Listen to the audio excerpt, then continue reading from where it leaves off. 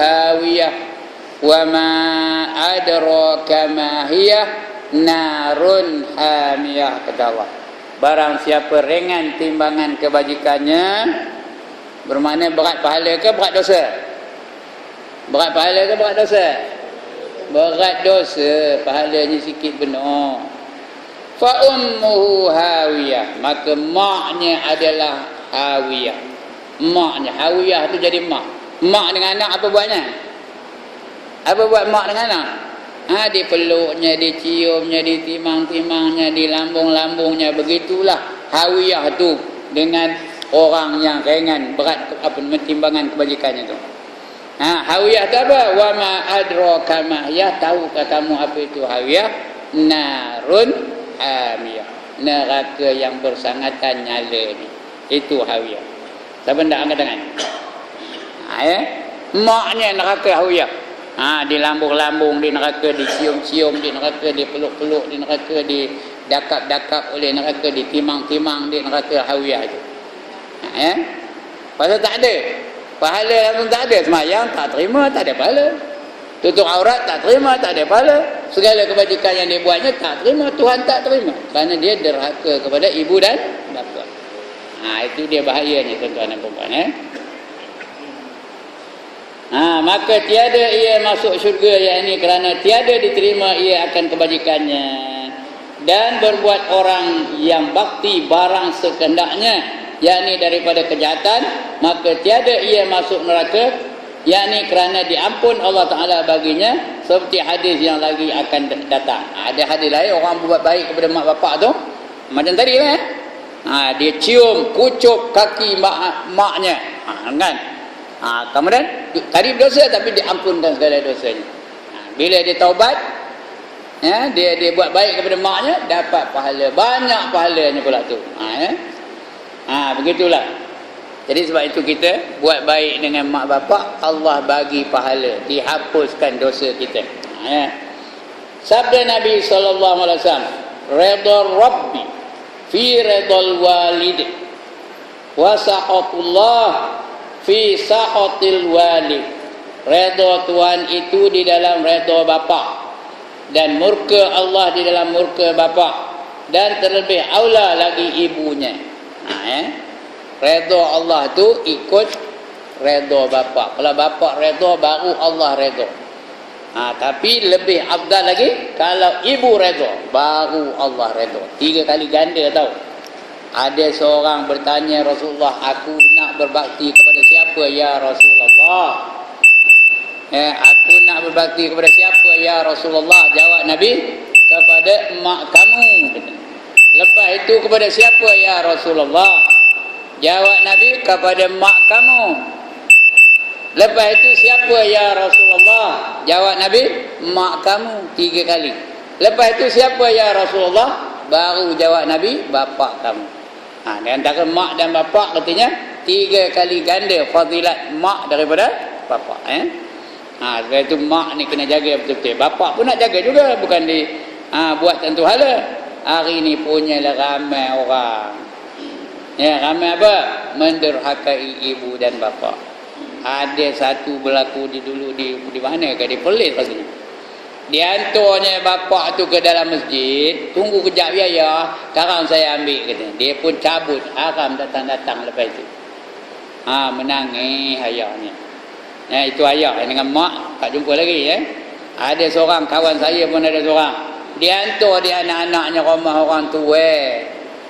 Agak-agak kita ni seronok benar ke duduk rumah orang tua? Tuan-tuan, siapa suka duduk rumah orang tua? Angkat tangan. Dia hantarnya rumah orang tua, walaupun makan cukup, semua cukup, tapi kasih sayang tak ada. Begitulah banyak benar. Jadi kalau kita tidak kasih sayang Allah, kita kasih sayang dulu kepada ibu dan bapa kita. Kalau kita tidak redha Allah, kita kena cari keredaan ibu dulu, lepas itu keredaan ayah dulu, baru Allah redha dengan kita. Kemudian daripada riwayat lain, At-Tabrani pula meriwayatkan daripada Ibn Umar, redha Rabbi fi redhal walidain wa sa'atuhu fi sa'atihima. Redha Tuhan itu dalam redha kedua ibu bapa dan murkanya di dalam murka keduanya. Dan seumpama ibu bapa itu nenek, dan jika ke atas sekalipun, ibu bapa itu masuk tok opah ya. Kalau dah tak ada mak bapak, kepada siapa? Datuk dan nenek. Tak ada lagi? Monyang dan monyet. Tak ada lagi? Apa nama? Monyang monyet. Tak kira lah ya. Dia ikut kata. Kalau dah tak ada itu redha mereka, baru Allah redha. Kalau tak redha. Dan dikehendaki dengan murka ibu bapa itu pada barang yang tiada menyalahi syarak. Kalau benda itu menyalahi syarak, maknya murka itu tidak dia kena apa-apa. Allah tak murka pun maknya nyuruh anak darahnya buka tudung, dia mempertahankan tudungnya. Allah murka sama ke tak? Allah murka ke tak? Tidak murka. Dia boleh derhaka kepada ibu dan bapa ni. Macam seorang sahabat dulu, namanya Abu Ubaidah. Dia mengikut, beriman kepada Allah, masuk Islam. Jadi mengikut Nabi. Maknya kata, kalau kamu tak nak balik jadi kafir, mak bunuh diri. Biar mak mati katanya. Apa jawabnya? Kalau ibu ada 10 nyawa, satu nyawa itu akan pergi di depan saya, kata dia. Saya tetap akan beriman dengan Allah dan Rasul. Walaupun di hadapan saya tetap akan mempertahankan iman saya. Ada mak bapak apa itu? Tak bagi anaknya masuk kumpulan dakwah umpamanya. Beria benar marahnya. Padahal benda itu memang disuruh. Wal takum minkum ummati yad'una ilal khair wa ya'muruna bil ma'ruf wa yanhauna 'anil munkar. Wa tu'minuna wa huwa wa yanhauna 'anil munkar wa ulaika humul muflihun. Hendaklah ada di kalangan kamu satu kumpulan yang menjadi ikutan orang ramai. Mereka menyeru kepada kebaikan dan mencegah kepada kemungkaran.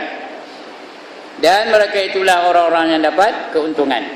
Jadi tuan-tuan dan puan-puan, kalau anak-anak kita masuk dalam gerakan-gerakan dakwah, tengoklah gerakannya mana ya. Jangan kita pula jadi penentang.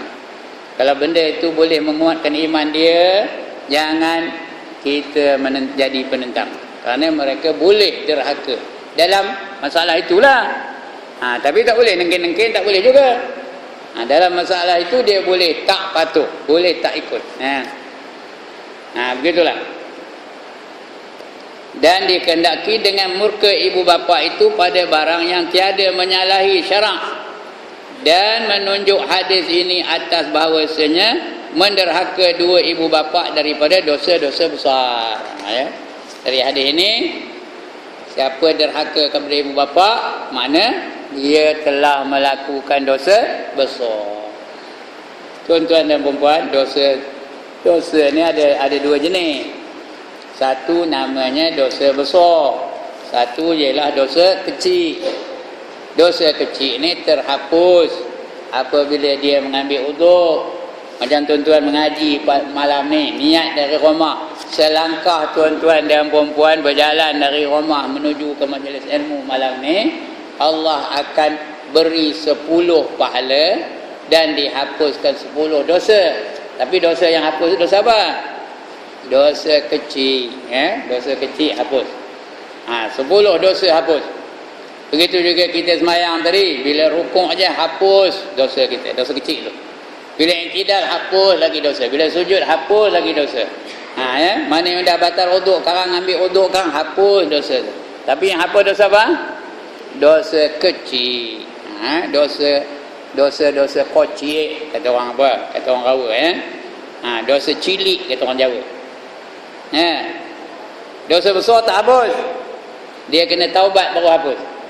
Jadi tuan-tuan dan puan-puan kena ingat, dosa kecil boleh jadi dosa besar. One more time, takut tak berapa dengar. Dosa kecil boleh jadi dosa besar dengan 6 keadaan, 6 situasi. Yang pertama, berterusan melakukan dosa kecil. Pakai seluar pendek itu dosa kecil. Tapi kalau terus menerus, asal keluar seluar pendek, asal keluar seluar pendek, asal keluar seluar pendek, dia jadi apa? Jadi dosa besar. Ketika itu tak ada hapus dengan istighfar. Kita lepas bayar tadi, astagfirullahalazim, tak ada hapus. Kena taubat nasuha baru terhapus. Yang pertama, berterusan, istiqamah. Yang kedua, meringan-ringankan dosa kecil. Jui haji bibi, alah dosa kecil. Dosa kering, ada pula dosa kering, dosa basah. Dosa kering tu artinya dia ringan lah, tiup di angin habis tu katanya. Itu dosa kering. Jadi dia dosa besar. Yang ketiga, tak ada rasa takut kepada dosa kecil.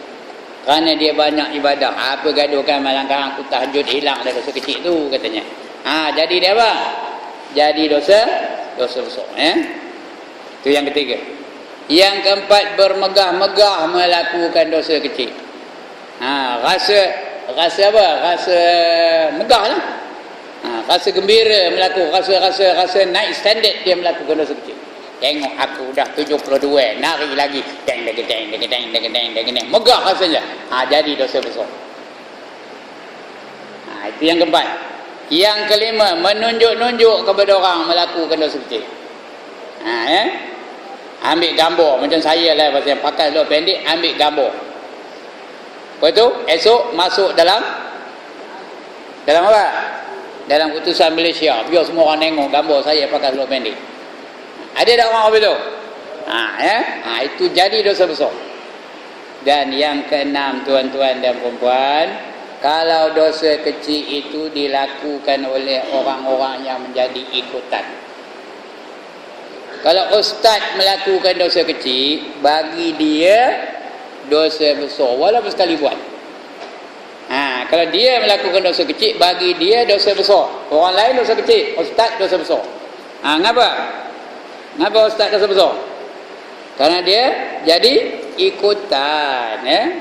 Orang ikut dia, orang jadikan dia contoh. Alah, ustaz pun pakai seluar pendek kata. Kalau ustaz pakai seluar pendek, yang bukan ustaz pakai apa? Ya Allah, demian. Kalau ustaz pakai seluar pendek, yang bukan ustaz pakai apa?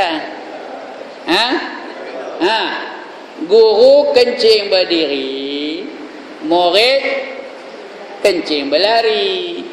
Guru pakai seluar pendek, murid pakai sependek. Kalau guru pakai sependek, murid boleh, tahu boleh. Itu dia. Sebab itu dia jadi dosa besar. Kalau dia ustaz, kalau dia tok imam, kalau dia pengurusi masjid, kalau dia ketua kampung, kalau dia pengulu, buat dosa kecil jadi dosa besar. Kerana apa? Kerana dia tu jadi ikutan orang ramai. Dia tu golongan al-mala'u, golongan orang yang berkuasa. Begitu juga isterinya. Kalau isteri ustaz tak bertudung, dia jadi ikutan orang ramai dah. Kalau isteri Ustaz Ibrahim tak bertudung lah, ikutan orang ramai dah. Nyemua kain ketang dada aja. Alah, isteri Ustaz Ibrahim pun nyemua kain ketang dada aja. Tahu ke ketang dada dia macam ni? Tahu pandai dah tu. Dia jadi dosa besar. Begitu juga isteri tu imam, isteri ketua kampung, isteri pengurusi masjid ni, isteri jawatan kuasa masjid, isteri orang-orang yang memperjuangkan Islam. Dia pun kena jaga. Suami itu apa jawatannya? Suami itu ketua urusan ulama umpamanya, isteri tak tolong lagi. Itu malang lah itu boleh jadi dosa besar tu. Bila dosa besar tak cukup dengan istighfar, tak cukup dengan semayang, tak cukup dengan buat kebajikan, dia kenapa? Kena taubat nasuha. Taubat betul-betul dengan syarat-syaratnya. Yang pertama, mesti menyesal betul-betul. Menyesal tu dalam hati Yang kedua, ditinggalkannya maksiatnya tu. Yang ketiga, dia berazam takkan melakukan maksiat yang seperti itu. Itu 3 syarat. Kalau tidak melibatkan hutang. Tapi kalau ada hutang, selesaikan. Sama ada hutang pada Allah atau hutang kepada manusia, selesaikan. Itu dia. Itu baru taubat betul-betul, baru Tuhan terima. Baik. Ya. Kemudian di riwayat Zaid tadi dah baca ya. Dan dikendaki dengan murka ibu bapa itu dengan 3 orang yang tidak dapat melihat wajah baginda sallallahu alaihi wasallam. Ada 3 golongan manusia tak dapat melihat wajah baginda sallallahu alaihi wasallam. Dan diriwayat daripada hadis marfu'. Hadis marfu' ni hadis bukan daripada kata-kata Nabi ya, daripada perbuatan Nabi. Itu namanya hadis marfu'. Diangkat dari perbuatan Nabi. Ya. Sabda Nabi sallallahu alaihi wasallam, tiada melihat akan mukaku 3 orang. Kita selalu dah berdoa nak bersama-sama dengan Nabi. Ada ke tak doa nak bersama-sama dengan Nabi? Ada tak? Wa adkhilnal jannata ma'al anbiya alaihimus salatu wassalam. Ada tak doa bunyi tu? Siapa tak nak jumpa dengan Nabi, so angkat tangan. Siapa tak nak bersama-sama dengan Nabi di akhirat, so angkat tangan. Angkatlah. Ayat tak nak, angkat. Jadi ada 3 golongan tak dapat melihat muka Nabi esok di akhirat besok. Yang pertama, orang yang menderhaka bagi kedua ibu bapanya. Tak boleh nampak Nabi. Bila tak boleh nampak Nabi, boleh tengok Allah kan? Boleh tengok Allah kan? Nabi pun tak boleh tengok, terus akan tengok Allah ya? Yang kedua, orang yang meninggalkan sunnahku, yakni jalanku. Meninggalkan tu dengan getik lah. Sunnah Nabi tu banyak dia getik kan. Kalau dia tak buat kerana dia ada keuzuran, itu tak apalah. Tapi getikkan sunnah Nabi. Apa kamu soban-soban ni? Mana ada hadis mengatakan soban-soban? Padahal banyak hadisnya. Dalam kitab ni ada dapat soban. Dulu dah kita baca ni, lupa bukan salah saya. Udah kita baca bab soban. Ini sugi ni, apa sugi padahal itu sunnah Nabi. Siapa tak nak mengamalkan sunnah Nabi, nanti tak akan dapat berjumpa dengan Nabi, tak akan dapat melihat wajah Nabi. Yang ketiga, orang yang tiada menselawat atasku apabila disebut akan namaku pada sisinya. Orang sebut Muhammad, apa jawab? Kali lagi, Muhammad, apa jawab? Sallallahu alaihi wasallam. Siapa tak sebut itu dikira orang tu kedekut, orang tu bakhil, orang tu tak hidung mesin, orang tu tangkah jerin, orang tu genggam ayu tak tiri, orang tu satu lagi apa? Cike. Tahu ke nama apa cike? Ya Allah, itu orang Kampung Gajah yang tahu tu, namanya cike. Sebut betul-betul cike. Ini malahnya nak betul ya. Bukan cika tak betul, cika tak betul, ciki tak betul. Dia nak macam mana? Cike. Itu belajar dengan orang Kampung Gajah, kena pandai cakap orang Kampung Gajah. Itu cike. Jadi bila dengar nama Muhammad, jawab sallallahu alaihi wasallam. Kalau tak, dia dikira kedekut itu ya. Dan riwayat Bahaz bin Hakim daripada bapanya, daripada neneknya. Mula-mula daripada nenek, betul bapa, betul baru sampai kepada Bahaz bin Hakim nanti. Ya, sembah aku tu daripada apa nama Bahaz tadi lah, bapa ni nenek tadi. Sembah aku, kata di nenek Bahaz ni tadi. Ya Rasulullah, akan siapa aku berbuat bakti? Sabdanya ibu engkau. Sembah aku, kemudian siapa? Summaman. Cakap Arabnya summaman. Lepas itu siapa? Sabdanya ibu engkau. Sembah aku lagi, kemudian siapa? Sabdanya lagi ibu engkau. Sembah aku, kemudian siapa? Sabdanya bapa engkau. Kemudian yang terlebih hampir, lepas bapa baru yang lebih hampir tu, pak saudara, tok, nenek lah. Dia mula-mula ibu dulu. Lepas ibu siapa? Ibu. Lepas ibu siapa? Ibu. Lepas ibu siapa? Baru bapa. 3 kali ibu dulu ya. Baru bapa. Lepas itu barulah yang dekat kan tu. Ada tok-tok lah, ada nenek-nenek lah, ada paudara lah, ada sepupu-sepupu lah. Yang kita nak buat baik. Dan riwayat daripada Rasulullah sallallahu alaihi wasallam bahawasanya bersabda ia, setengah daripada dosa besar itu bahawa memaki akan 2 ibu bapaknya. Sembah orang betapa memaki seorang akan kedua ibu bapa. Sabdanya memaki seorang akan bapa seorang, maka memaki ia akan bapanya. Kamu maki bapa orang lain macam kamu maki bapa kamu sendiri. Itu maksudnya ya.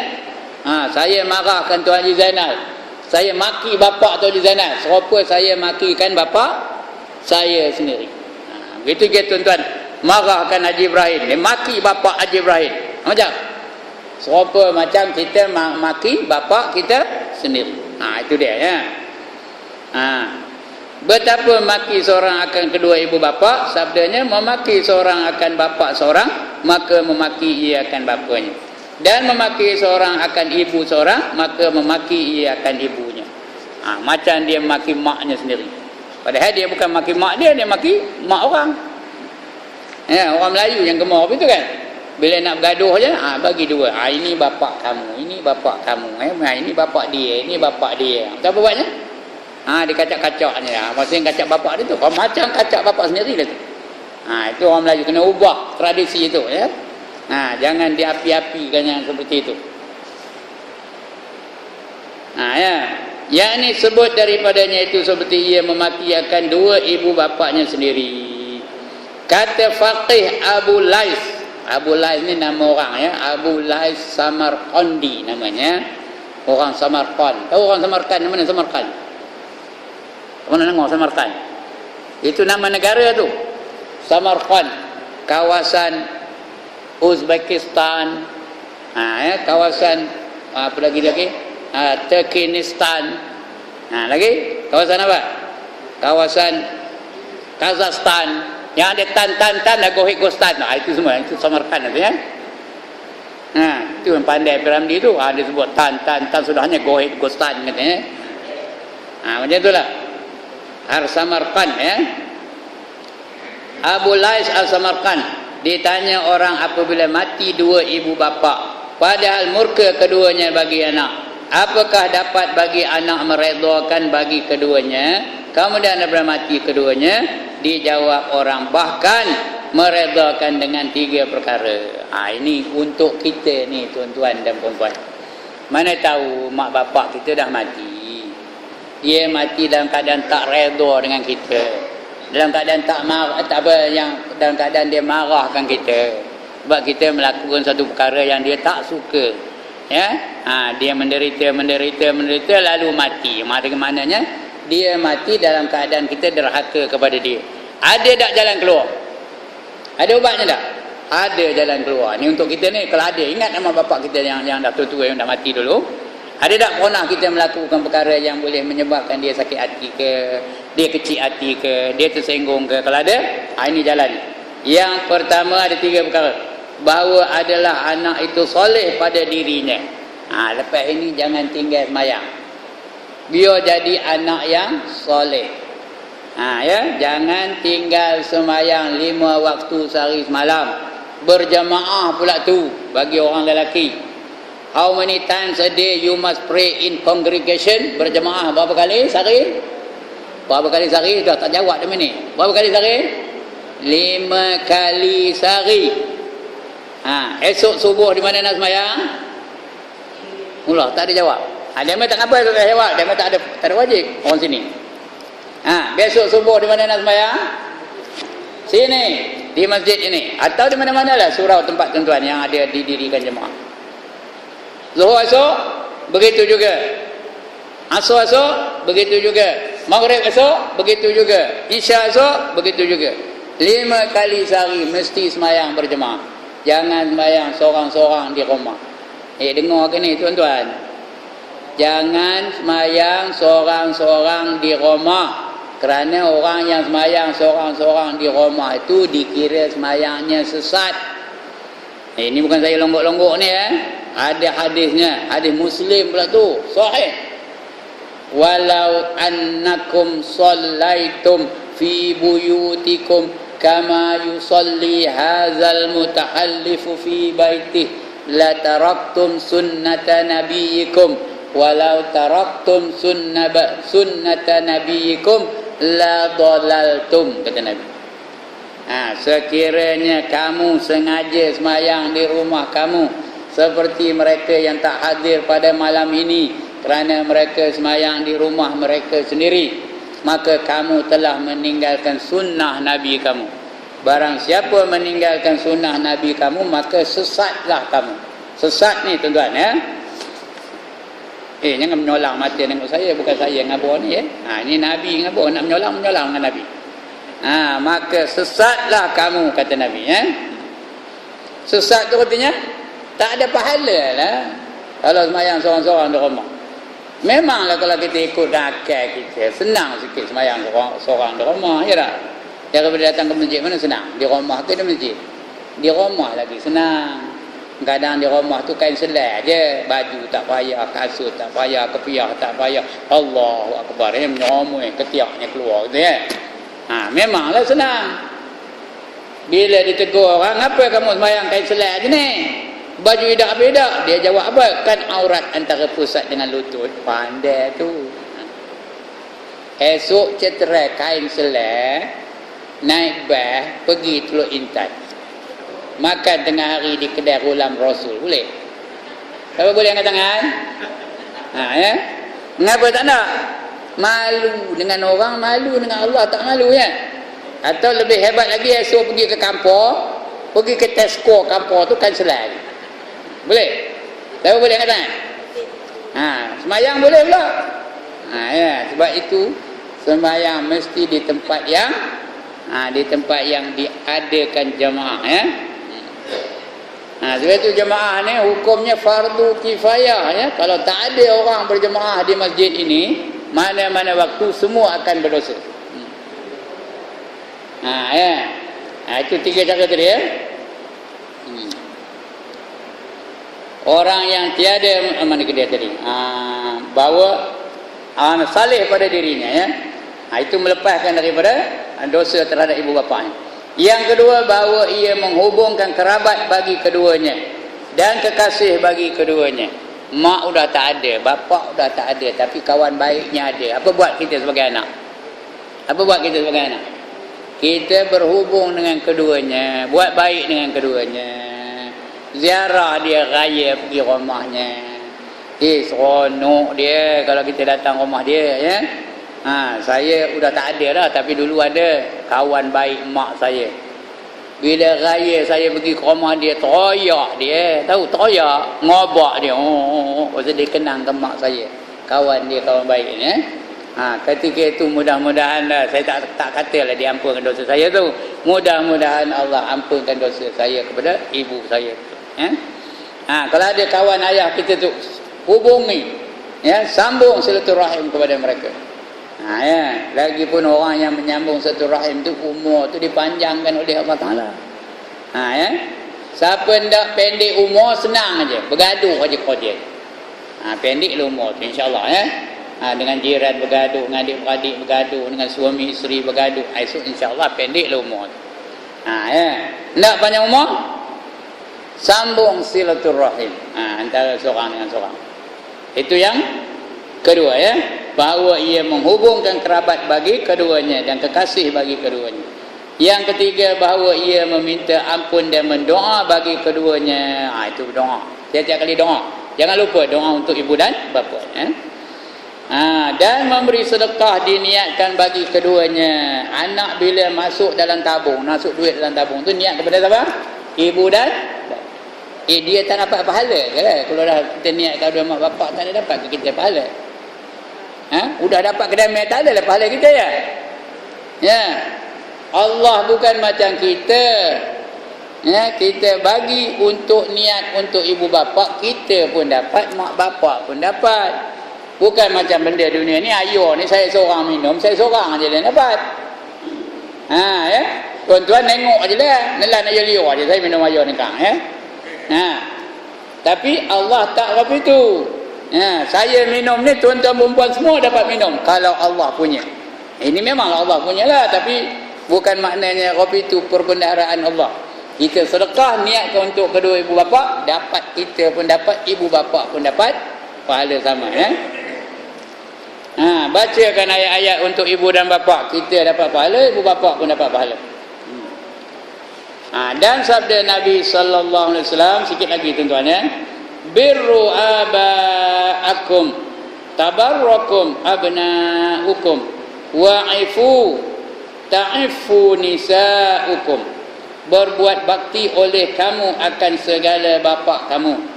Kalau bapa masih hidup, berbakti kepadanya. Yakni dan segala ibu kamu. Bapa tu masuk mak sekali ya. Nescaya berbuat bakti akan kamu oleh segala anak kamu.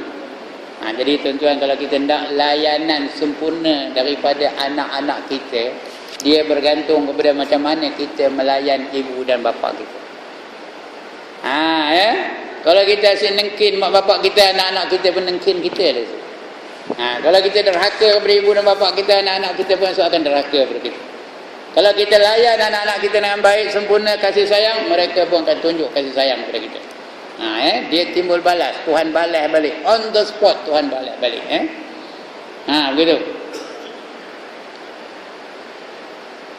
Berbuat bakti olehmu akan segala bapa kamu, yakni akan segala ibu kamu, nescaya berbuat bakti akan kamu oleh segala anak kamu. Dan pelihara olehmu, yakni akan segala perempuan manusia daripada kejahatan kamu, nescaya dipeliharakan perempuan kamu daripada kejahatan orang lain.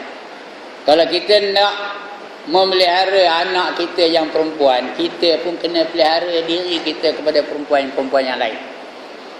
Kita kena tahan kehendak kita terhadap perempuan-perempuan yang lain. Orang lain pun akan pelihara diri mereka daripada merosakkan anak-anak perempuan kita.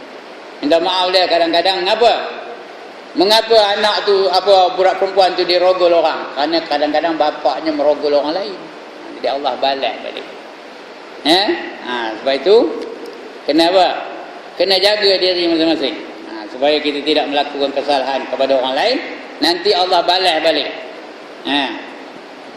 Kemudian sabda Nabi lagi, man asbaha walahu abwani radiyani anhu aw ahaduhuma fatihat lahu abwabul jannah wa man amsa walahu abwani sahitani alaihi aw ahaduhuma futihat lahu abwabu jahannam.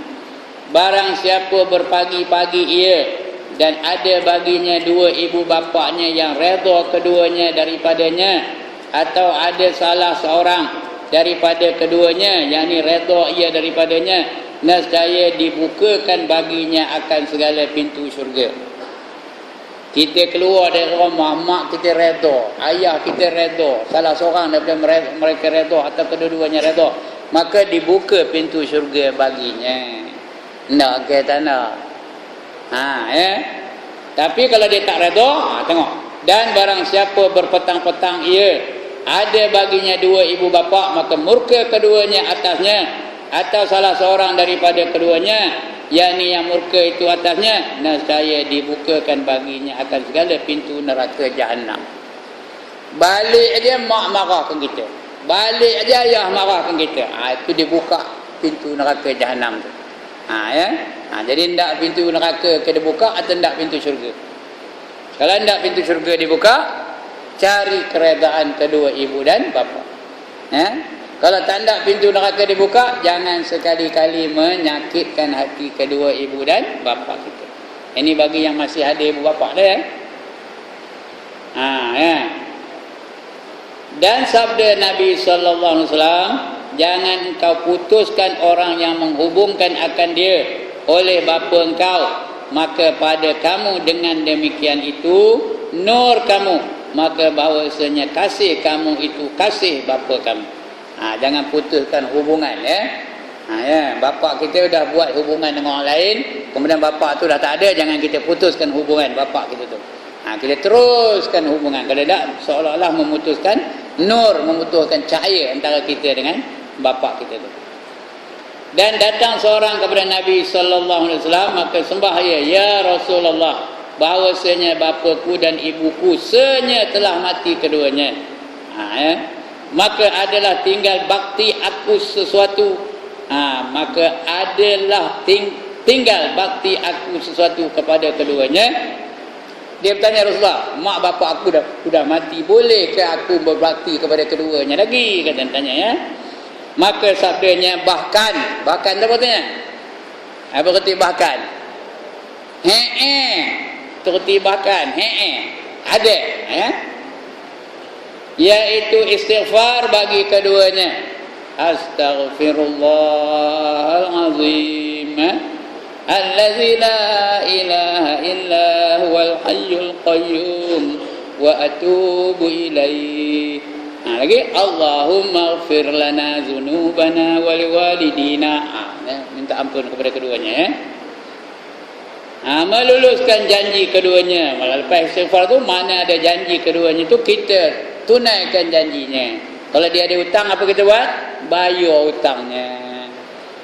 Ya. Kemudian memuliakan akan kekasih keduanya. Kawan bapak kita siapa, kawan mak kita siapa. Sambung silaturahim tu. Dan menghubungkan rahim, silaturahim tadi, ya. Yang tiada engkau hubungkan melainkan dengan sebab keduanya. Kalau bukan kerana ayah, kita tak hubung, tak ada berkawan dengan dia. Tidak kita bergaul dengan dia. Kalau bukan kerana mak, kita tak peduli pun dengan dia. Tapi kerana mak, kita hubungkan silaturahim dengan dia. Jadi serupa itu dapat bakti kita kepada keduanya, ya. Last sekali. Dan sabda Nabi sallallahu alaihi wasallam, "Idza kunta fi sholati fad'aka abuka fa'ajihu wa in da'atka ummuka fa'ajiha." Apabila ada kamu di dalam semayang, yakni semayang sunat, maka menyeru akan dikau bapa engkau, maka jawabkan olehmu akan dia. Dan jika menyeru akan dikau ibu engkau, maka jawabkan olehmu akan dia. Kalau tengah semayang sunat, bapa manggil, apa jawab? Apa buat? Apa jawab? Apa buat bapak manggil? Kita tengah sembahyang sunat, tengah sembahyang duha, datang bapak manggil, apa dah? Kena jawab, ya? Jawab panggilannya. Batal sembahyang, batal lah. Tapi tidak berdosa batal sembahyang. Lebih-lebih lagi kalau ibu manggil. Kerana pernah berlaku ini kepada seorang ulama namanya Jurayj. Ada pernah dengar ulama nama Jurayj? Dia tengah sembahyang sunat. Maknya manggil dia. Hati tengah sembahyang, mana nak jawab? Maknya kecil hatinya, kamu kena bala esok baru tahu kata maknya. Bukan dia mendoa pun, dia hanya mengancam begitu aja. Kamu kena bala di Tuhan esok baru tahu kata dia maknya. Rupa-rupanya lepas itu dia kena fitnah. Ada seorang perempuan Yahudi menuduh dia, menyebabkan dia mengandung, ya, menuduh dia berzina dengan orang perempuan Yahudi tu. Dia mengandung. Ini anak ni Jurayj punya lah, bapaknya Jurayj lah, kata dia ngabur pada orang ramai. Malunya Jurayj. Seluruh kampung tu tahu perbuatan dia. Padahal dia bukan buat pun. Fitnah dari perempuan Yahudi tu. Ya. Sampailah beranak berapa lama nanggung malu tu. Berbulan-bulan Jurayj menyebabkan perempuan Yahudi mengandung.